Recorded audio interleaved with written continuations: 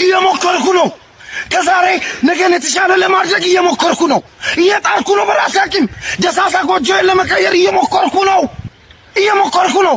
እኔ ኖርኩትን ኑሮ ልጄ እንዳትደግመው እየሞከርኩ ነው።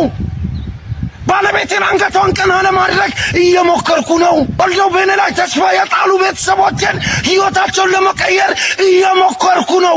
እየጣርኩ ነው እንዴ ህይወቴን ለመቀየር ከዛሬ የተሻለ ነገር ለመኖር እየሞከርኩ ነው። እየጣርኩ ነው። በቻልኩት አቅም እየሞከርኩ ነው።